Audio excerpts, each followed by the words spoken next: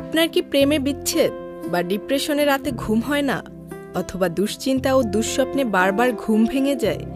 তাহলে আপনার এই সকল সমস্যার সমাধান দিতে পারে শুধুমাত্র এক কোয়া রসুন।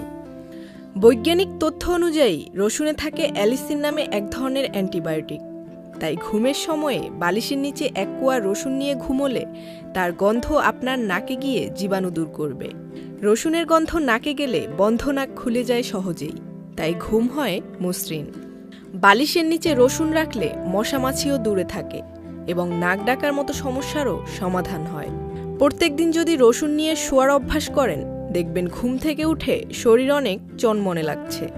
বালিশের নিচে এক কোয়া রসুন রেখে ঘুমোলে বাতের ব্যথায়ও ভালো ফল পাবেন।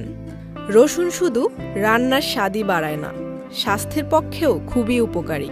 অনেক জটিল ও কঠিন রোগের মোকাবিলা করতে রসুনের জুড়ি মেলা ভার।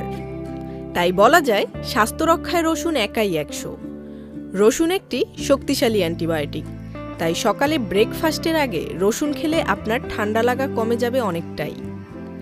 এছাড়াও রসুনের অ্যান্টিঅক্সিডেন্ট রক্তকে পরিশুদ্ধ করে। কিছু ভাইরাস ও সংক্রমণজনিত অসুখ যেমন নিউমোনিয়া, ব্রঙ্কাইটিস, হাঁপানি, হুপিং কাফ প্রতিরোধ করে।